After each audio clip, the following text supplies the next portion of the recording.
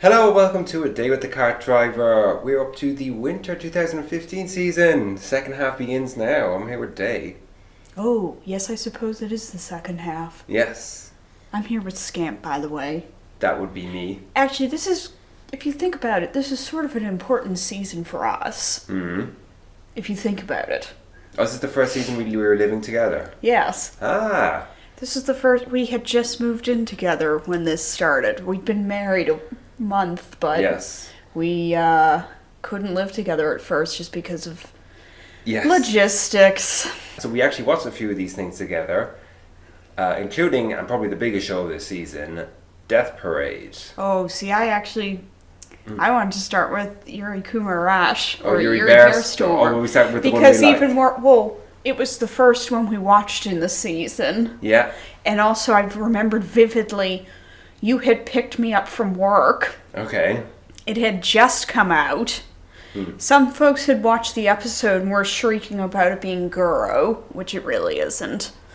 And I remember sitting in traffic at the light at one of the intersections between base and home, and we were trying to get the OP to load play, yes. on our phones. I do remember this now. Because people are like, whoa, the opening, what? And do you remember that? I do. I also remember the OP being quite explicit. Etchy. Quite, I'd go with etchy. Explicit makes it sound... I don't know, they were licking a flower. Did they do that in the OP? Yes. I know there was honey being spilled on naked folks in the OP. It was like, she like spread her legs, a flower bloomed and then they licked the flower. Like, That happens in some of the episodes. I just don't Yes. remember if that's in the OP. it's a pretty... Anyway, it was Bozier Suzuki. Yes. Who was a pretty darn near perfect pick for that. But, see, I guess I wanted to think about because I was thinking about this actually just a couple days ago. Because at this time we didn't have internet yet in our home. Oh, yes. So in order to watch anime, we had to go to the McDonald's nearby. Do you remember that? So I we'd go do. This McDonald's was, a 5-minute drive away. So we'd go over there because also too the U-Bahn hadn't been extended yet. Yes. So we'd take the car over Right. and we'd go in and we'd go up. It was a 2-floor McDonald's. And We didn't watch Yuri Bear Storm in McDonald's, didn't we? We must have downloaded it. we must have. I can't imagine us watching No, I don't Yuri think Bear Storm of all I don't things. think we watched that in McDonald's. I want to say we watched some other stuff, but I don't remember. Because also then the only other option was if you went to the base library Yeah. and used their internet, because we Yes. didn't have any at home. Because I think that's the only thing this season, apart from Death Parade, which we didn't finish, that we actually watched together. Yeah. Oh, let's see. Yeah. Oh, no. There is another one. What? Comical Psychosomatic Medicine. Oh, yes! We watched that together. Well, we finished on Yuri Bear Storm first. Okay. But, so we had a few shows, or a couple of, a few shows. Yeah. But anyway, we haven't really actually talked about the show itself beyond the OP, but, oh goodness, Yuri Bear Storm. Ikuhara. What a trip. So, God, how does one His even least describe popular it? show so far, I think. Yeah, I don't know how, I don't know how it's his new... difficult to say how Sura's and Mai's been doing, but I do think it's done better in the West than Yuri Bear Storm did. Yeah. I should know that Yuri Bear Storm is not actually an official title for this at all, because Oh, it's not? no, that's what it translates to, roughly. But the Region 1 release was Yuri Arash, because I've got it around here somewhere on DVD. I'm kind of surprised that Yuri Bear Storm's a good name. It is. Maybe I don't it's- know why they didn't. Maybe it's because they only thought it would appeal to a very limited audience, so therefore kept the Japanese name. I guess so, or it was something with the way the contract was done. This was also one of the shows that was early on when Funimation was doing simul-dubbing.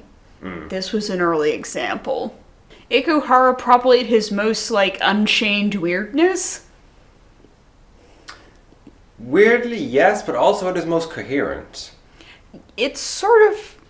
Well, it's Ikuhara distilled down so much that there isn't as much time for things to become more confusing and misdirectional. Compared to something like Penguin Drum. Yes. Well, I think Penguin Drum's also his messiest period. But, because I think Utena is a much more put together production than Penguin Drum is. Utena, though, is more like there's episodes that are deliberately entirely red herrings. True. Also, it has the comedy episodes. Yes, that's kind of what I mean. Yeah. Like Nanami's Egg. Also, they repeat, whereas I feel like Yuri Bear Storm, there's repeating imagery, but there's not really so much of. There's not as much of. Repetition is not an important theme as it is in other Ikehara shows. Also, too, where there's repetition, it's not the same level of whole-scale repetition that you get in Utena. Yeah. Instead, or any of his other stuff, including Tarzan Maya or whatever. Instead, it's, variations on set pieces. For example, where they have the trial scenes. Yes. Anyway, but we still haven't talked about what the hell it's actually about. So, what if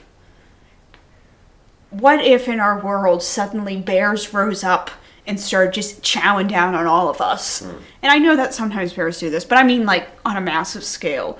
And then we built a giant wall to keep them out so they wouldn't eat us. Then, or, I'd say at this point the thing that sticks out more to me would be all that nonsense about the wall on the border. Oh, God, yeah. It's called the Wall of Severance.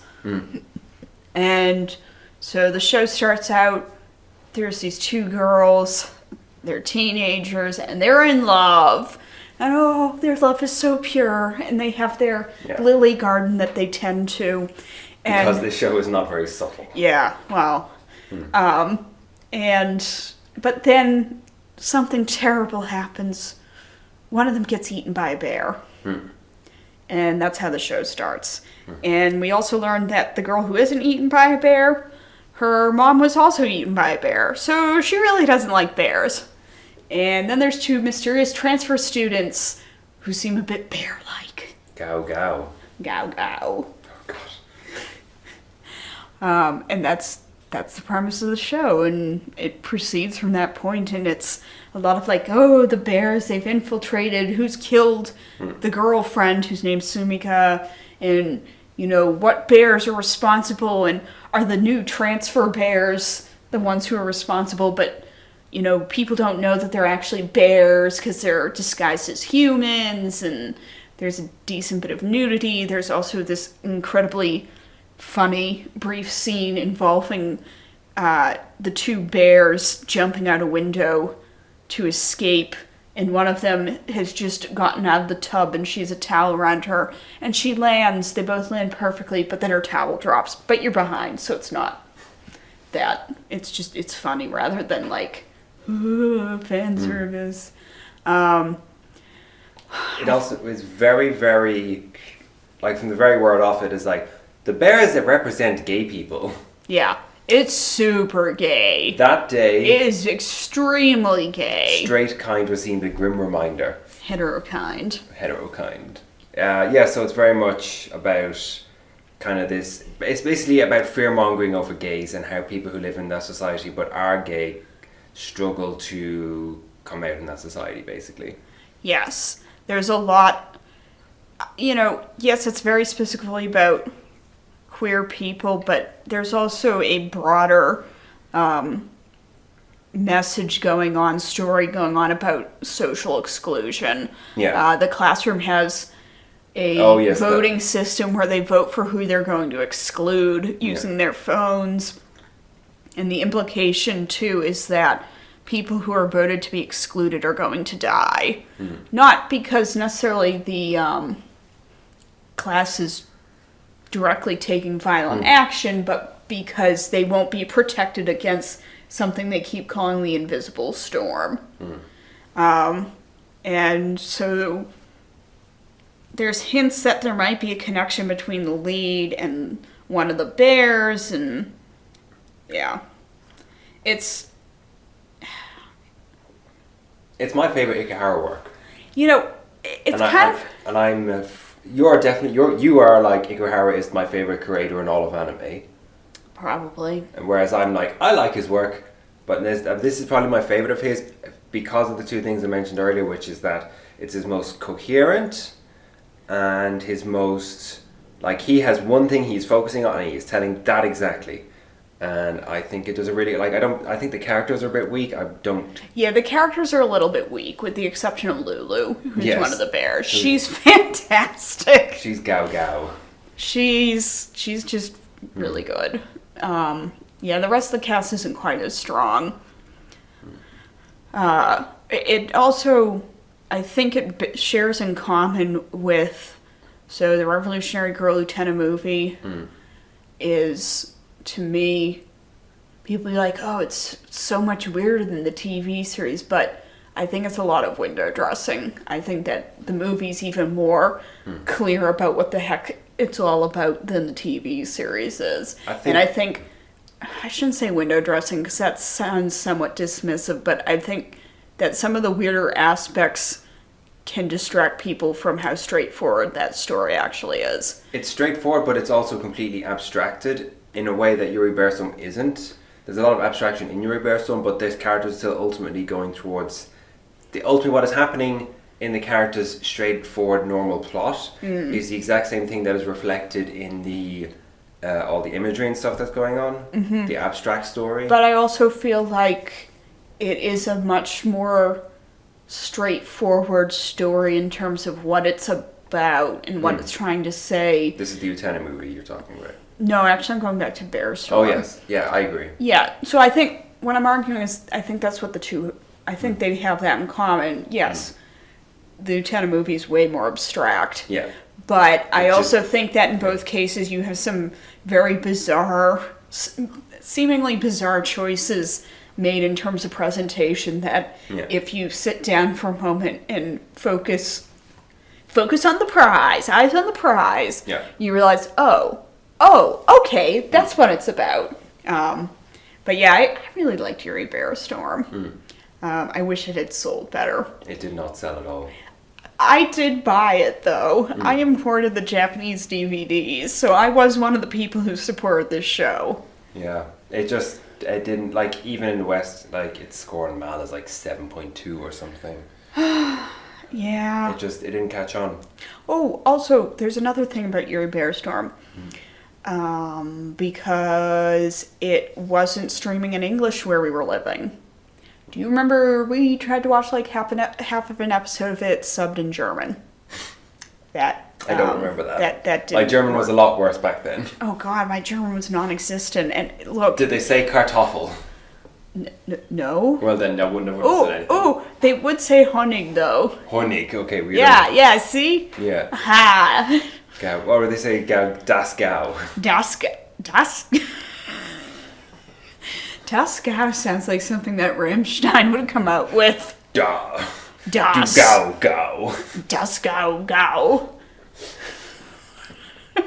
Anyway, so I was going to say, so to move on, we brought this up a few times now, but the show that really did catch on was Death Parade, which I hated. Yeah. So Death Parade, it was originally, we talked about it in like older episodes about the Young Animated Training Project, and I'd say this was probably, it has had a lasting impact within anime fandom. It's still kind of brought up, but you still see people reference it. It was a show about basically people die, they go to this underground kind of bar, casino-y place, and they play a game for their life, and in true and play the game, they discover more about why they died and why they should either go to heaven or hell. Oh yeah, because in most cases, I don't think they realize that they're dead. Oh no, they don't. They realize partway through, Yeah. And some people catch on sooner than others. So this is what the short episode, though, the like one episode short Death Billiards. Death Billiards was about, and they played billiards and that, which I remember having like pictures of his internal organs on them, and they collapse as they put them or something. Anyway. That's very similar to the first episode of Death Parade, because do you remember they had the dartboard? Yes. And when they hit the body part on the dartboard, the opponent, they feel pain. Yeah. So it's all things like that, but it's quite grim. It also has the best opening of possibly the entire decade. It's one of those. It's definitely a top 10 one. And I say that as someone who's genuinely loved this show. So I've been talking very positive about the show. Let me say, this happens every single episode, is I will like the first 15 minutes of an episode. I'll think, the animation is excellent. I just really like kind of the style of the place they're in, the kind of casino-y thing. And then they finish each episode and I'm always like, no, you've bungled this. I don't think this was, I thought the first episode, the whole story in that was just like... It was like they were always trying to go for something different, but in doing so, they didn't make you think. Well, they would make you think, and then you think about it and think, no, that's stupid. Well, so, look, I'm just going to spoil the first episode, because I think it was probably the most blatantly misogynistic, but I think the show on the whole was not great about the women who showed up in it. There's a recurring teenage girl later in the show who just the show ends up treating her horribly. And I guess that's a larger issue I had with the show, where some of the stuff that is inflicted on people is pointlessly cruel. And I felt like the makers, it was almost as if they were saying, like, yeah, well, the world is harsh. Can't you see? It's harsh. It's harsh. And using fairly blameless characters to illustrate that in a way that, like I said, points at which it was needlessly cruel to characters who didn't deserve it in any way, shape, or form. And in a way that I didn't think was actually particularly interesting, really actually said anything about anything. It wasn't, for example, like, we'll get to Made in Abyss later, but Made in Abyss, often bad things happen to good people in Made in Abyss, but it doesn't feel like it's just... for its own sake? Yeah. Or Land of the Lustrous, another show we'll get to, but I'm referencing the manga because that goes, well, the anime covers the first 3 or 4 volumes, and up to like volume 8 or 9. And the stuff that happens in that is really horrifying as the story goes on, but it doesn't feel like it's just, yeah, the world is cruel, don't you get it? It's a bad place, and people are horrible, don't you get it? Look at this awful thing that's happening to this person. But anyway, the first episode involves a couple of newlyweds who died in a car accident, and one of them ends up going to heaven, the other ends up going to hell, and I just felt like this show totally got it ass backwards, because we realized that they ended up dying because the guy overheard some gossip at the wedding and became convinced that his wife was a horrible slut and, was just a total shitbag. And instead of talking with her about this, he just decided to be angry and drive badly. So they end up both dying. And he goes to heaven and she goes to hell. I think every episode it was always... Maybe I'm forgetting the details, but like they would always leave it weirdly ambiguous which one went where. There were some examples where actually there was an episode where both people went to heaven. That was the one involving the plastic surgery, where and that one they got wrong as well. I was just like, yeah, because just the whole treatment. That was such a weird episode. The whole thing, because that's the thing. Once they do it once, because they did it because even the original episode, the short, the Young Anime Training Project, had an ending that made you go, no? But it was kind of like, there's enough here that I'm really excited for what this could be. They just slightly bungled this ending, whatever. But it became enough of a consistent pattern that you start to go, oh, how are they going to fuck up this week? How are they going to mess up this interesting storyline they built? And you just go to resent the show as a result. I also was very disturbed by the episode involving...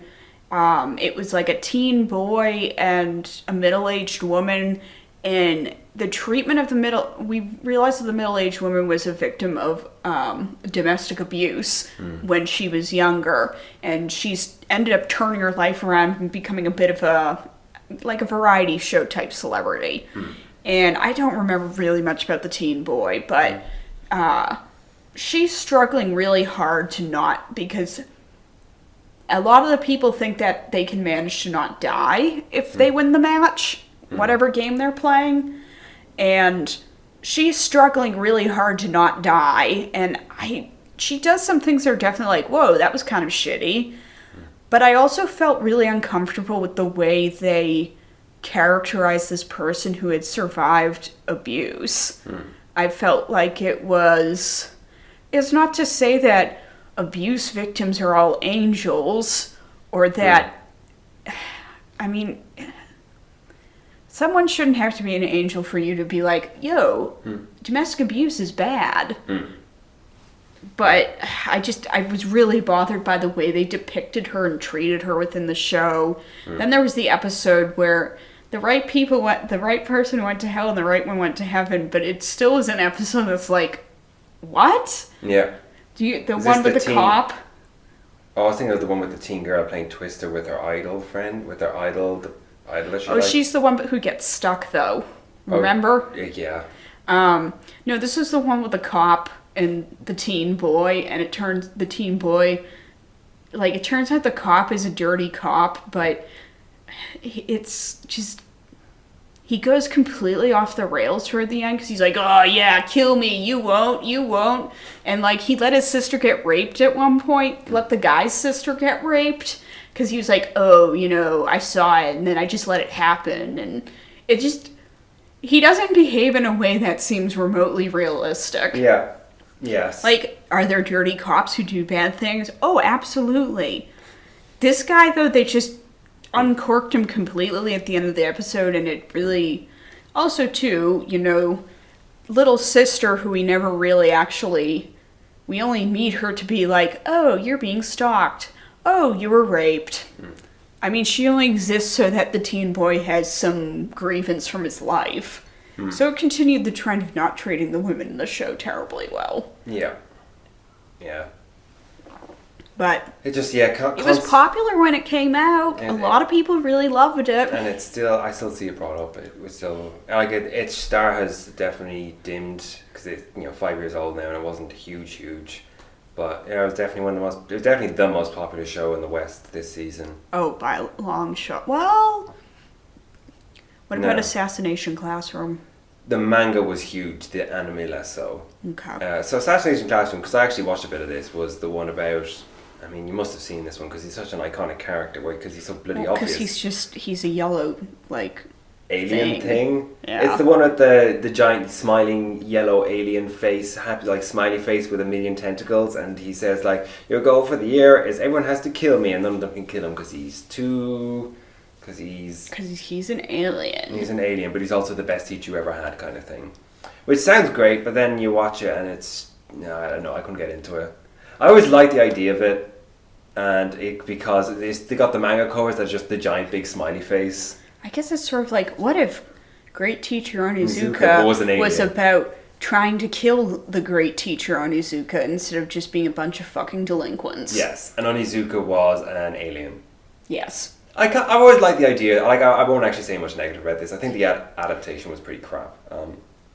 Seiji Kishi did it, and he's the guy who does I forget everything he does, but yeah, he does the really lazy adaptations, Danganronpa and things like that.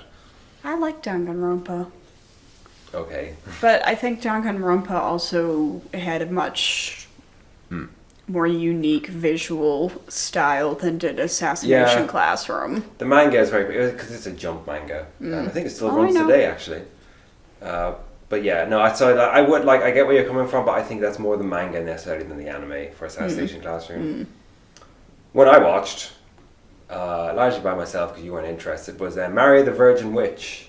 I'll probably watch it someday. Which is by the author of Moyashimon, about I guess 14th, 16th century, 100-year war between France and England, and a witch who was in that time. That was the 1300s. 1300s. 1400s, yeah. 1400s, and a witch in that time who is rebelling against the church for being sexist, basically.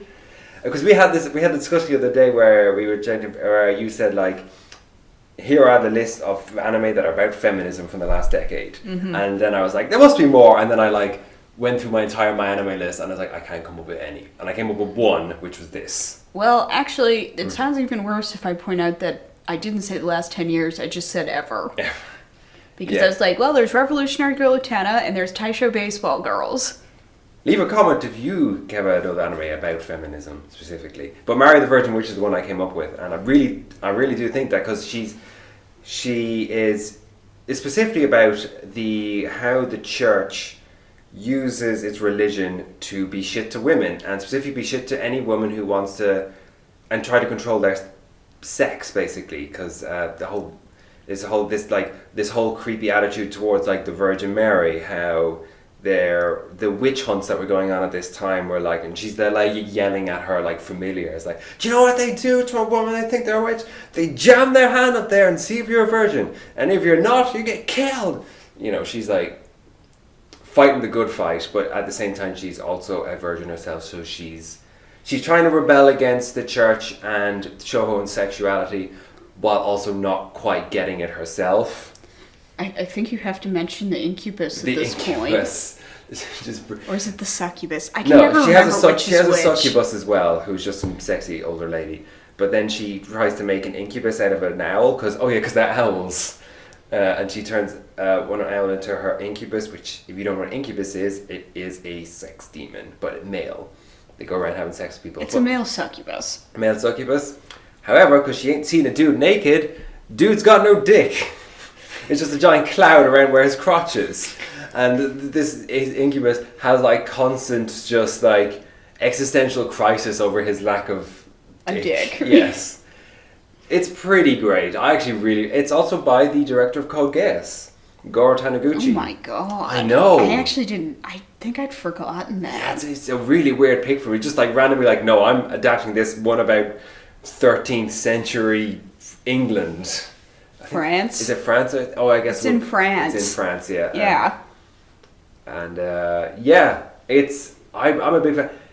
The ending is a bit weird. That maybe has a virgin pregnancy in it. Oh god. But there's all these things like angel. That's the worst. You don't even get laid, but you get stuck with the kid. Yeah. Like, what the fuck? Because she has a guy she likes. It's kind of cute. His name is Joseph, obviously. Because there's a lot. Well, yeah. If her name's Maria, exactly, it would have to be Joseph. Yeah, and they're cute. But it's also like her rebelling against God as well, because God is sending an angel Gabriel and being like, yo, stop rebelling against me, you witch. She's like, I'll do what I want. Screw you, Mom. It's a really good show. It wasn't super, I know quite a few people watched it, but I mean, it was forgot fairly as soon as it aired. I'm pretty sure the manga did get licensed in the Western release, though, so yeah. I suppose it must have done at least somewhat decently at the time. Yeah. I should watch it. I don't know. I haven't gotten to it. Oh, God, there's so many shows I feel that way about. But yeah. So that was about it for me for this season. We could talk about comical psychosomatic medicine. Oh yes, I was going to leave that to the end, but yeah. But it is something that we both watched and we finished it. This is no one watched this. No one who's listened to this knows what this is. No one watched this. It was a short. Yeah. It was a comical short about. Maybe Karen watched it because she watches everything. Yeah, she may have, but I don't. Hi, Kara. I know you listen to these. Yeah. So let us know if you watched it, Kara.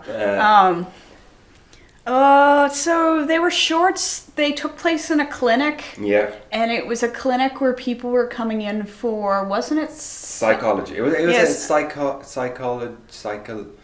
Well, was it psychological complaints? But I think it was also not just. It was a psychologist. Yeah, but wasn't it two people who had? It wasn't simply. Yeah, maybe you're right. It's been a long time. I know we enjoyed it decently at the time. It was basically a kind of a brief explainer of various different psychological ailments. Psychological ailments as described by anime characters to you. And it's like they're 5 minutes long. They're legitimately quite funny. Decently informative. A little bit pervy at points, but not a little bit. Yes, but earnestly so. So it doesn't come across as skeezy. No, and it also like gives the subject matter enough What's the word I'm looking for?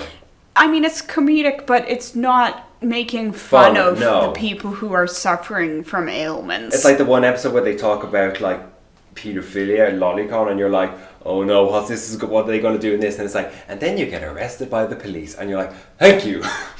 Yeah. It's like they treat none of them felt off. I mean, I know bloody nothing about psychology, so maybe I'm wrong, but it felt like it didn't treat any of the things that they covered like it was what's the word I'm looking for? I feel stupid for not being like unsympathetically. They didn't feel mean in any of their coverage of these different ailments, but also while being funny the whole time. I really try search it out sometime. It was on Crunchyroll. I don't know if it still is, yeah. because it has been a while, but... Comical psychosomatic medicine.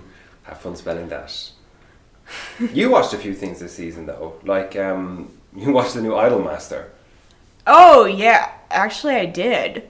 Yeah. So I watched Idolmaster Cinderella Girls, but I didn't watch it this season. I watched it, I started watching it after the fact, because by the time I watched it, the second season had aired. Actually, I did watch a bit of this. Because it was the producer who told every single one of the idols, like, you've lovely eyes. Yes. Yes.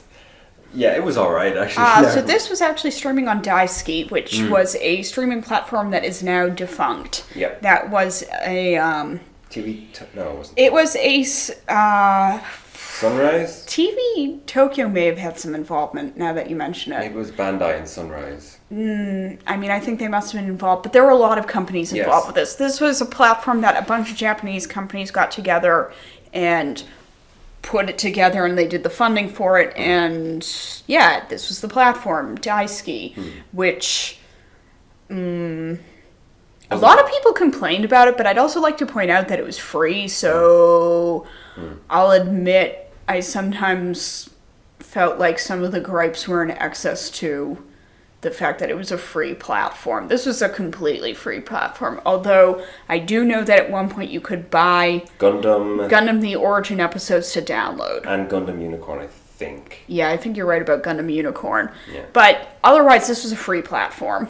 I think they ended up at some point trying to monetize it in some fashion, but not in a, like Crunchyroll and Sentai High Dive and Funimation have a week delay on episodes for folks who aren't paying for their subscription, but this didn't, and eventually it went under. But yes, Cinderella Girls was on Daisuke, which actually is part of why I watched it, because it was like, well, it's there. I'll support it. Some folks seem to like it, who I think have at least somewhat decent opinions in anime. I guess I'll give this a go, and I actually liked it quite a bit, which surprised me, because I'm not huge on idol shows. You're like the odd one, though.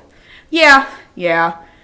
But, and also, too, the previous idol show I'd watched to this one was Love Live, which I didn't like. But yeah, I liked it. It has a decent cast. I think so this was a split core show. I think the second core is not as good as the first one, because they plussed up the cast to an extent that there wasn't really enough runtime to support. Also, they introduced a villain of sorts and another producer, and I do want to say, could you make it a little more subtle than having, this producer is working on the Cinderella Project. This producer is working on Project Crone. It was just a little too much. And yeah, I liked it. I know there was a lot of angst by some folks who were watching it when it first was coming out, because there was some wonky animation issues in the first half, but I think by the time I watched it, they'd replaced some of the animation. Yeah. It's an idol show. It's an idol show, yeah. It's an idol show that had some pretty solid character arcs. It's a bit more real than something like Love Live, I think. Well, for one thing, a bunch of the characters are adults. Yes. So, for example, there's one idol who her mom is trying to get her to quit and come back home and learn how to be a housewife, because you're getting too old for this shit, girl. There's a college student, so you have a bit more. Having said that, there's one idol who, she's the younger sister of a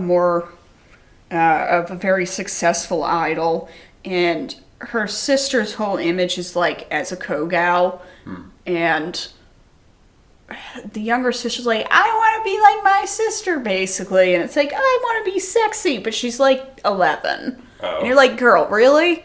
But the show, I really didn't like how they handled her. Oh, well. That was probably the worst part about the show was her. Yeah. Yeah, because she's really upset in this one episode because she gets cast in a variety show as a kindergartner, and she's like, oh, but I want to be sexy and mature. And then they're like, oh, you can be the precocious kindergartner who's like, I want to be sexy and mature. It's like, no, what, no, fuck, shit, stop this. So, yeah, I skipped a bunch of her content. Otherwise, I really liked it. Anyway, speaking of colourful shows with female casts, I guess. Anyway, Precure. You watched the latest Precure as well. Oh, well, yes. I watched Go Princess Precure. I watched it all. You being our resident idol and magical girl watcher. Yes, Go Princess Precure, which was pretty solid. Yeah, I really liked it. Is this the best Precure you watched this decade? You put it as if... Well... You say that as if I've seen a lot of them, though, which I think is misleading because I haven't. I've seen bits and pieces of a bunch of them, but there's only 2 of them I've watched to completion. And that's this one. This one and Hugto Precure. Was this the one that had the really good ending?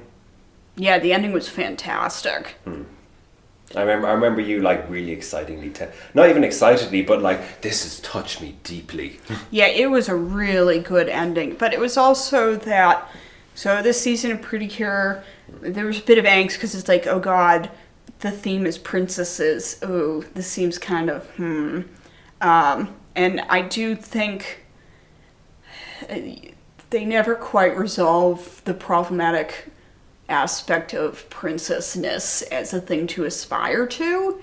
You know, they do some work toward making it more like, oh, well, you know, a princess is someone who's, you know, like confident in themselves and, you know, wants to do something, but they don't totally resolve the issue because they still are like, oh, and they're graceful and, but it ended up... It's okay to be graceful. There was also a thing about beauty, though. So they don't totally resolve it, although considering that a lot of folks were expecting it to be a hot mess of sort of regressive attitudes, it really wasn't. Yeah, so Princess Precure, it starts out with a girl, Haruka, who wants to be a princess. That's her goal in life. And all of her dorky little classmates are like, you're so lame. Because, let's face it, most girls have grown out of wanting to be a princess by the time they are in middle school. I never grew out of it. You're not a girl. But who says I can't be a princess? Well, I didn't say that boys grew out of it by then.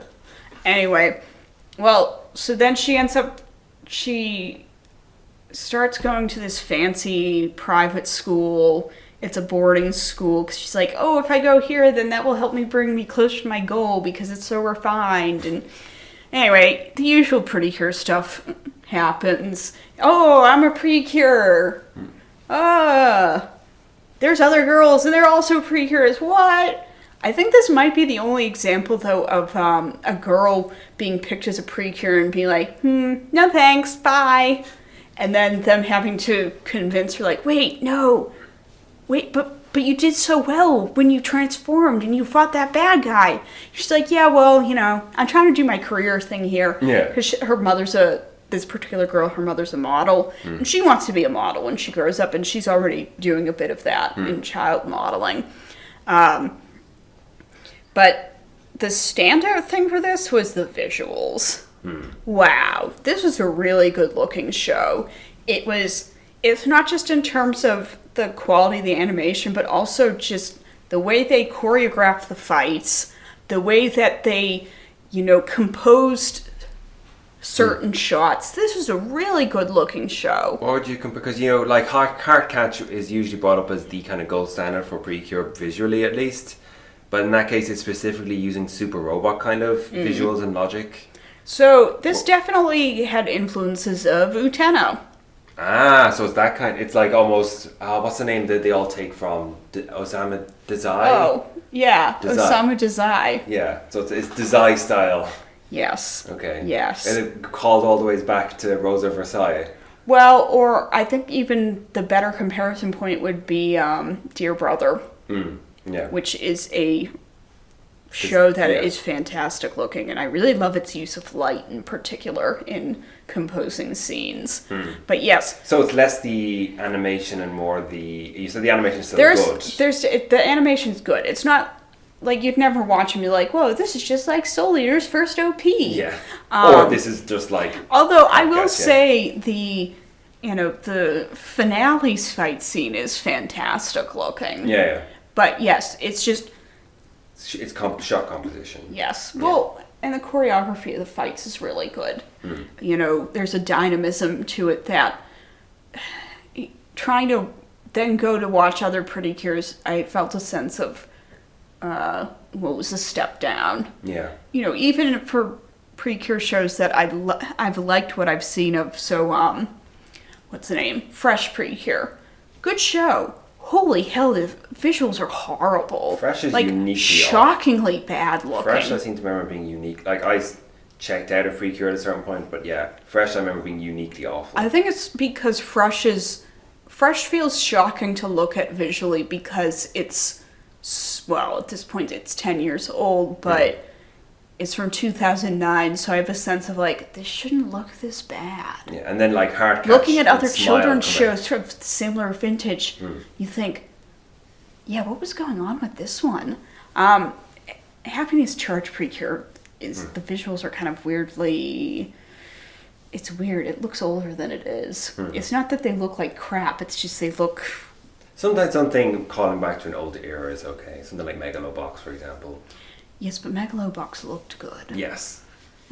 Obviously a very different type of show. But yes, Princess Precure, good show. I really enjoyed the characters pursuing, career goals and realizing in some cases that what they thought they wanted to do is not what they want to do. I do... wish that it didn't suffer from a thing that I wish a lot of children's shows seem to suffer from, which is that, and in fact, I would also say that, what's it called? Hugto has this problem to an extent too, where one of the girls is like, oh, I'm from a rich family, and, I'm going to run the corporation someday. And then one of the girls, I'm going to be a model someday. And it's kind of like, couldn't we have some more people who are a little more down to earth here? Yeah. Like, in previous seasons, we've had girls who've had parents who are like, I'm a hairdresser. I work at the grocery store. Yeah. And their girls you like... want a bit more blue collar. I want a blue collar Precure. Well, just... something that's a bit close. The 1% are taking all of the Precure positions. No one can see the gestures you're making, so it loses its edge. I can't do a Bernie Sanders impression. Sorry, I'm trying to do Bernie Sanders. Tax the higher. Are you quite done? Yes. Yeah, I wish that the kids were a little more down to earth and normal. Oh yeah, and one of the characters is a princess, like an actual princess. So, yeah. I don't know. I feel uncomfortable with shows presenting, like, oh, this is your aspirational goal. Being an ultra-rich child who's going to be a model or an actress or... It's not very aspirational for someone. Well, it's young not. girls. It's not aspirational for that many 9-year-olds. No. Let's be honest. But I have talked a lot about this now. Yes. So. But I was just thinking, because you were talking about how good it looked. You know what else looked good and it's very colourful and actually kind of reminiscent of almost Precures was Rolling Girls, which was a show I'm so disappointed in Rolling Girls. It's the sort of show you watch and you want to have liked it. Yeah, it's super colourful. It kind of looks like Kyoso Giga, actually, which is probably why a lot of people were drawn to it at the time. Certainly in our little circle. I think it's one of those shows that A lot of people liked it while also being like, this is deeply flawed. Yeah, and it felt like it used all its good ideas very early on and then kind of didn't know what to do for the rest of it. I ended up dropping it. I don't think I watched like 5 or 6 episodes. I watched, I think, 3 or 4. Yeah. It was just a shame. I don't even remember the premise, though. Yeah, that's just one I just feel bad about. I also feel very bad about this isn't because I watched a couple of stuff this season and then kind of I might have even finished this was Yatterman Nights. I think you may have finished it. Which was the one that's kind of like set in the Yatterman world, but like kind of a weird alternate version where this young girl who grew up in some poor place wants to become Duranjo. And then she meets up with the 2 guys who are Duranjo's lackeys, and this is some sort from like the 70s. And it's like it starts really strong, but then it just like pervs on the little girl for too long. And by too long is of course like more than 0 seconds. But keeps doing it every episode and then just constantly bungles itself. And it's clearly trying to call back to things that the show used to do. But we have moved on for as a society since the 70s. And also, perving on Duranjo, who's like dominatrix outfit, clearly is in a position of power the whole time. So it's sort of like my gripe with Magic Kaito, where some of the things it does, it's like, you know, this probably wasn't even that funny back in the 90s when you did this, but it really feels archaic now. So one thing I will say, first of all, is rather than the 90s, was going back to the 70s. You know, we've moved quite a bit from the 70s, which is... Oh, was Yatterman 70s? I think it is. I think it's the 70s. But then what was more... is like, again, Duranjo in the original is a dominatrix villain who is in a position of power. Perving on her when she is in complete control is a little different from fucking doing it on a 12-year-old girl. So it's a shame because it had a lot. Oh god! And I remember the ending. They didn't finish the animation in time, so they just had to repeat the same fight scene 3 times in a row for the final episode. So is that better or worse then? I'm thinking of other infamous examples of we didn't finish the animation in time. Oh yeah, with the basic stick figures drawn around on the what's the guy next one? His and Her Circumstances. I was thinking more recent ones like Hidamari Sketch, or didn't one of the later seasons of Durarara? Oh, they just had no. This is uniquely bad because they did a good animated scene and they just repeated because they didn't finish it on time. But then had new voice over to go over it, and they like apologized before the episode came out.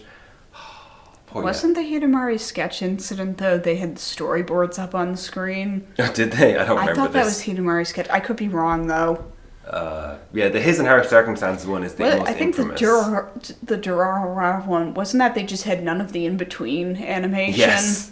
There was some, there's some bad ones. Jiggly heaven. Actually, you brought up Durarara. Durarara returned this season. Was this the season? Yes, this was the season Durarara returned. No. Was this the season where they didn't have the in-between animation? Yeah, because it's like they had it was a split core for 3 cores, which is weird. Yeah. I think it was. It's just a shit. I still really with that many splits, they could have turned out something that looked a little better. So I remember hearing these stories at the time. So this is all like I'm going to spin a tale here that is partly true, which was that Durarara came out in 2010, was a big hit in Japan and in the West. It was like one of the biggest shows around when it came out. They did not make a sequel and kept not making a sequel despite the fact that it sold well, the light novels were selling well. I don't know what it was, whether there was just no interest in the studio, no interest from the producers or something. Was it the author? Well, no, because it wasn't the author, because I think it was actually the studio and some other people, because the producer ended up forming a whole new studio and bringing back all the staff, forming a new studio under it. So basically, I guess the producer had just tried to film it, tried to push it around under something, and then I don't know enough about the inner workings of Japanese studios, but basically it was such a clear, because the light novels, it was like maybe the publisher just didn't care, or maybe they had to wait for a license agreement to run out before they can make a new season. They maybe lacked funding from there or something, but they finally put it. It also could be very simply that, well, because if you think about the economics of anime, like, the studios themselves often don't make that much from adapting material. Yeah. Well, Maybe. and then, so what's the impetus for making it? Well, publishers will push adaptation projects because they want something to sell more in print. Yeah. So, and usually if you have an anime, that will lead to larger print sales. But if you're already selling amazingly in print, Yeah. maybe it's just And the publisher wasn't that interested their- in pushing it. And since for studios you don't end up seeing much of the money anyway. Yeah. And the fact that all the staff returned for this season implies that it wasn't the staff in the studio who were opposed to it. And the fact that they had the same... Well, I don't know, or not the staff in the studio, because you just said that a new studio was formed to make it. The staff in the studio, but it was all the same people. Yes, like yes. The same, yeah. But you're saying that Yeah. a separate studio was formed. Yes. So it's not that the studio wasn't interested, because the staff were probably almost all contractors for the studio in the first place. Yeah. So you can't really say these are the people of the studio. Ultimately, I actually really like this because I just really fundamentally I like this author. I like Durara. I liked all the new characters. It's just a fun show, wild characters everywhere. But it is ultimately the perfect example of what happens if you wait too long for a sequel, which is this show did nothing. The people didn't watch it. It sold a fraction of what the first season sold. It generated a fraction of the hype the first season did. It's a shame, but it was a good lesson in how things go poorly. Okay, well, we have a bunch of other things to pound our way through, so... Ooh, well, since I was talking about shows with bad sequels, I think last season I talked about already the Psychopaths Season 2 and how it was a complete disaster and how Butch Gen had left the studio and it all kind of... But then it was like, oh, maybe Butch Gen wasn't all that because he made that crappy movie, Expelled from Paradise. But then he came back for the Psychopath movie, which was a Kane going off to some country to help them install their own Sybil system, but then there's a conspiracy going on, etc. and so on. This movie's excellent. If you've watched Psychopaths and haven't watched this movie, drop what you're doing and go find it. It is really, really, really good. It is everything that the first season was and the second season wasn't. Kogami returns, very exciting. And it was kind of a good lesson of, Psychopaths is still good. Butch Gen still got it.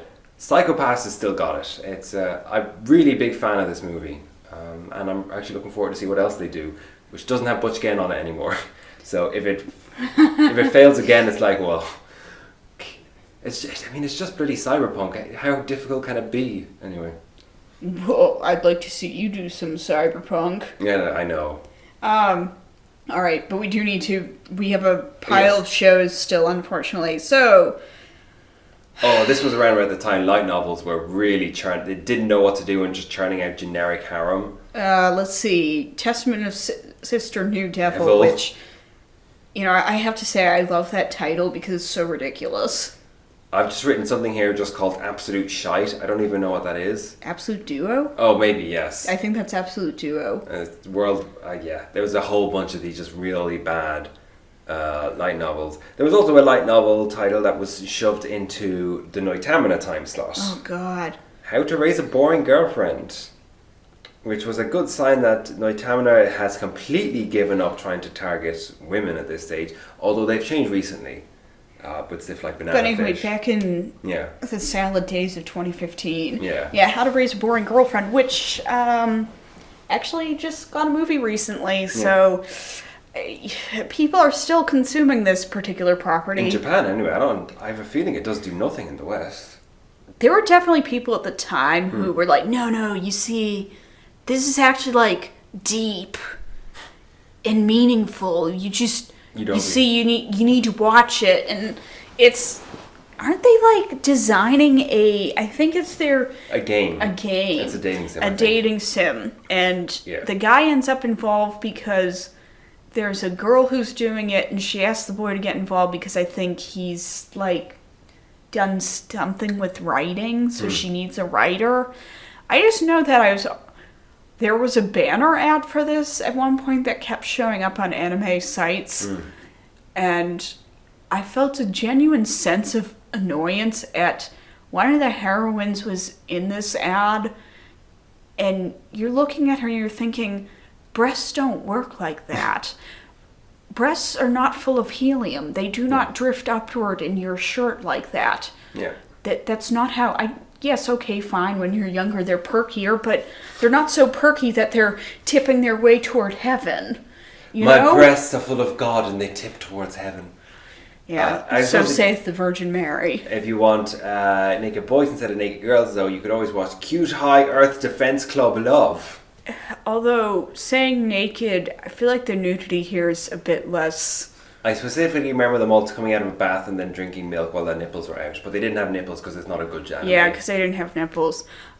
So, this should have really worked for me. It's a magical boy show that's, tongue-in-cheek, and it's got a lot of colors, and it has a kind of weird mascot character because it's just a koala. Yeah. And he's like, no, you see, I am an alien. It's like, no, dude, no, you're a koala. And one of the characters is like, ooh, a koala! I love koalas!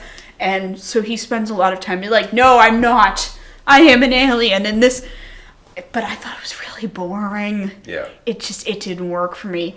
The characters were not sufficiently... Even if you're sending a genre up and it's a comedy, the characters have to at least be a little bit compelling. Yes, and they weren't. They were the most generic. Yeah, and it's like, oh yeah, see, they're generic because, it's just like Precure but with boys, and, we're making fun of the archetypes that you see in those but it just didn't work. You have archetypes that are managed to be engaging characters. So this was disappointing. I tried watching it this season, and then I tried going back to it, and I couldn't watch it. There was also Fafner. Oh God, there's more Fafner. Fafner is one of those properties that it's like, I know it's over there, and it's popular. Like, there's a devoted fan base, but I have no idea what goes on in that world. It's totally impenetrable to me. I've watched about half of the original Fafner TV series, and from like 2003 or something. Yes, and didn't this get another sequel more recently? Yeah, it keeps getting more material. And it's like, who's watching Fafner? But someone must be, because they do keep having more, and some of it has a lot of money involved. But yeah, it's this thing that's there, and they're devoted fans, and I don't get it. I watched half of the original TV series, and it was boring. I didn't like the characters. They weren't very interesting. And I guess the final thing to bring up for this season was the time when Cancol Collection was big. Kantai Collection. I was going to say, Cancole is the... Kantai Collection. Which was the Japanese phone game? I don't think it was a phone game. No, I think it was you download it. It was just a Japanese game. Phone games, I don't think were enough of a thing. 2005? 2000, because you have to remember, though, the game had existed for a few years prior to this anime. Yes. And I don't think that in, say, 2013, phone games were big enough for... yeah. Which was about, like, Japanese battleships turned into... 2013-14 timeframe is where you start actually seeing phone games, because here's your example. The Love Live game came out in 2014. But this was predated that, and it was the thing that took over Toho as the thing that had the most doujins at Comiket, certainly for the male targeted ones. Cancole for a period was the hot loser Japanese otaku thing. And it has largely been taken over nowadays by Azure Lane. Azure Lane's getting an anime next season. Oh, I think I knew that. Yeah. Oh God, I see ads for Azure Lane, and they are like the level 1. It's all the terrible phone game archetypes. It's the level 1, girlfriend. Level 1 girlfriend, level 99 battleship, and some lady with her tits out. And now they don't even show the bloody ships anymore in the ads. Now they show this is Azure Lane. We'll talk about Azure Lane in that season. Yeah, let's stick to Kantai Collection, so the game was like anthropomorphized World War II Japanese. Well. Japanese ships, but it was also American ships. Oh, because but they're I the know villains. I know that what was one of them has huge tits because she's American, so of course she has huge tits, and she's a blonde because she's American, and that's just what they're like. But yes, they're anthropomorphized girls, except there is actually, you take the ships into combat as ships. Yeah. This was notoriously a very hard game, and I remember seeing people tweeting about playing like, oh yeah, don't you love it? You're all set for battle. And then it's like, oh hey, guess what? You can't launch because you have a broken bucket. And my attitude, of course, about this was, well, look, no fucking shit, folks. Who lost the war? Of course it should be a hard game if you're going to be changing history. The other thing is the character design for the ship who is the most famous from this show is possibly one of the most, wow, you really just went all out there with the most otaku bait character design. It's the one, she's like underage, long blonde hair. She's got a kind of like a headband that's sort of shaped into bunny ears. She's wearing kind of like strap dungaree things over a mini skirt with a thong line going all the way up halfway up her body. Oh, I think I know who you're talking about. The cut-off shirt, so she's got I hate her design. Cut-off midriff, it's just ugly. and striped socks that go up to her thigh, of course, and nowhere else. It's comical, the level of just, and of course because Cancun was the biggest thing, you got a lot of cosplays of this. Wasn't the other one who was big? She had brown hair and she has sort of Shinto-esque robes, Yes, but it was a short skirt. I don't remember that. I think she was just full Shinto. Oh no, you're right. Yeah, and she had like.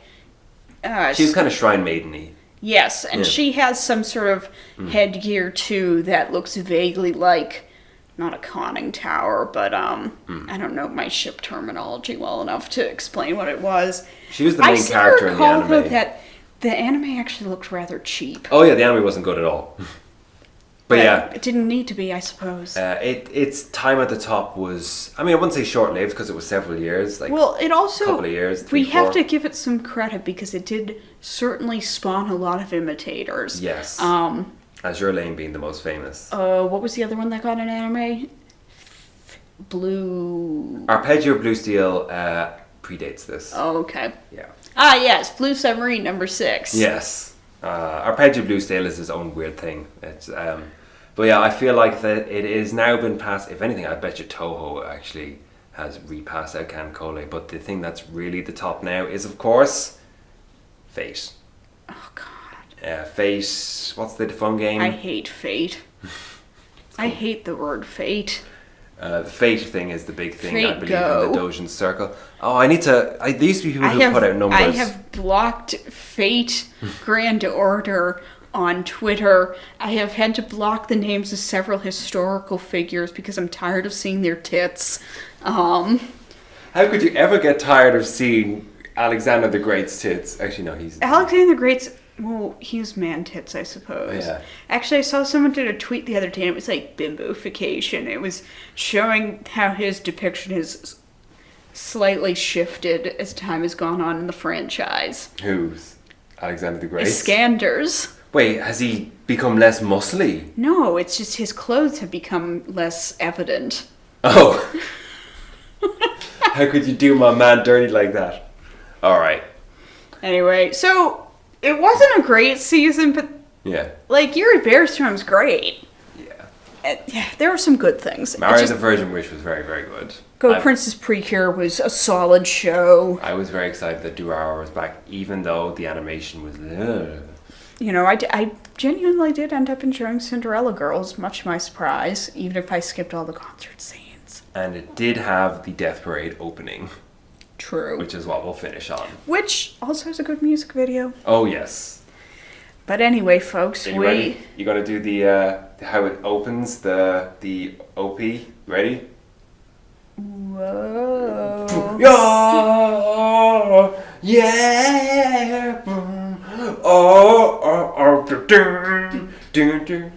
Everybody, put your butts up. Da na na na na na na na.「